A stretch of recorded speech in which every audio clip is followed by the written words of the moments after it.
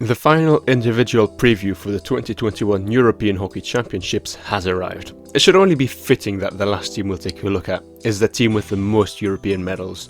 The Netherlands is littered with talent and they'll be looking to do better than in 2019 when they finished third. The Dutch have a few young guys in the team, but the rest of the team is mostly very experienced and somewhere between the mid-20s and early 30s age-wise. This will be a 6th European Championships for Bakker, Hertzberger, Kemperman and Van As, but except for experience, what do these and other players bring to the table? First and foremost, except for obvious talent, one of the main strengths of this team is leadership and an elite winning mentality. Schuurman, Bakker, Van As, Hertzberger and De Wijn are all captain of their club sides, but Kemperman, Van der Weerden, Preußer and Brinkman also have more leadership abilities than the average player. But somehow, the biggest leader is still Max Caldas. That should always be the case, of course, but in a team full of big names, with many big egos, and in a summer where 2 major tournaments are played, this is more important than ever before. Caldas will be leaving the Netherlands to coach Spain, and though he'll be a big loss for this team, the departure and the leadership this team possesses could be a massive boost to their title hopes. Like any great side, they can play a variety of ways and systems, but they're likely to go with a 4-3-3 or a variation of a 4-3-3. The Dutch team has left some big names at home or on the reserves list, such as goalie Maurits Visser or striker Bjorn Kellerman, Des van Dam and Terence Peters, but that only indicates how good the actual squad is. A team that complements each other in all positions on the pitch, the forward line will likely mainly be led by Jeroen Hertzberger, Thierry Brinkman and Mirko Preußer, all of which play a distinctly different type of hockey. Brinkman is agile and quick, and his anticipation and reading of the game is second to none. Add to that a deadly finish, and that's already enough to trouble 1 or 2 defenders.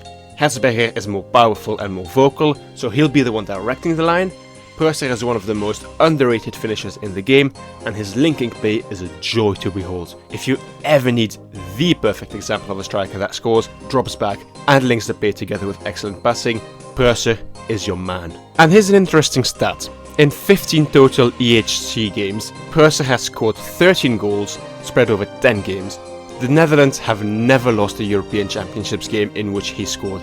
Make of that what you will, but to me it shows that Preußer clearly does not mess about. In the midfield, Captain Billy Bakker is the main man. A talented distributor with an eye for a goal, he's one of the best of his generation and his talents are amplified by the pieces around him. Xavi Van As and Robert Kemperman are excellent at both ends of the pitch and allow Bakker to roam around freely, but the same can be said about De Geus and Kroon. Both born in 1998, Kroon and De Geus have their career ahead of them still, but they each count more than 80 caps to their name and bring something different to the table. Kroon is more offensively minded and is a good pairing option with Bakker when Oranje needs a goal. If needed, Kroon can easily fit into the forward line. De Geus is more defensively minded and thus a very useful player to have on the team at all times. As he has expressed in interviews after the squad was published, Max Caldas very much picked a team with the idea of interchangeable lines and players on his mind. And then at the back, what a selection to choose from. When players such as Baert, Wortelboer and Benz can't make it into the squad, you know you're stacked with talent.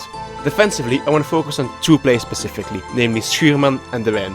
Yes, Jip Janssens' recent rise to prominence is incredible and he'll be a huge part of the Dutch team in the future. He already is, to be fair, but he'll be discussed later on. De Wijn is probably the most technically gifted of the defenders in this team, and his passing range and ability to create something out of nothing will be a huge factor in any success the Netherlands might have. As proven in their most recent game against Belgium, if he gets the slightest of gaps to pass into, the opponents will pay for it. Schuurman is a defensive defender, and though he often does the dirty work, and this work often goes unnoticed, he is probably the most important player at the back. He knows exactly when to speed up or slow down the play, he leads by example and vocally, but there are many players quicker than him, so the Netherlands will need to be wary of counterattacks. So, where do the other defenders fit in then? Great question, and the answer won't be clear until we see it on the pitch really, and here's why. If the Pro League has shown anything about this Dutch team, it's that they can beat anyone, but they certainly aren't invincible. They lost 2 consecutively against Germany, beat Great Britain and Spain twice, drew with and lost against India, drew with Argentina twice, and then won 4-0 against Belgium. So the Netherlands game often comes down to very little, but they tend to struggle against good teams at times. Goal scoring is not a problem, but certain defensive mistakes have to disappear. Caldas is aware of that, which is probably why he included so many defenders in the squad. If they find out what the best pairings are early on, this could be a very good tournament for them.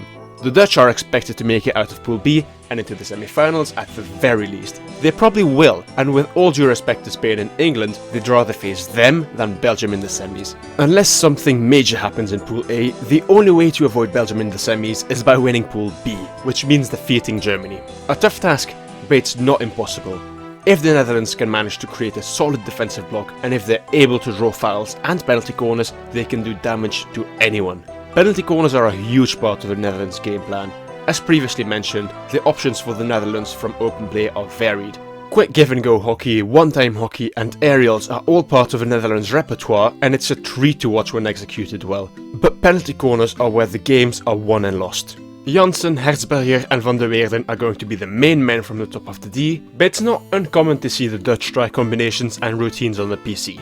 Janssen will likely be the first drag flicker, but he tends to score in patches. He might score 8 in 8 and then score 1 from 10. It's not uncommon, and the pressure can be divided equally among drag flickers, but at least 1 or 2 of them will need to score from the get-go, which is harder than it sounds. So, the Dutch are a team that could go either way. A few young guys in a team with many gold medalists, a deadly strike partnership, players with clearly defined roles. All the signs point towards a successful tournament, but it'll require hard work. Very hard work. They possess talent everywhere on the pitch, but will it gel together? Will they be a team that is greater than the sum of its parts? That's up to the players to decide. We shall see.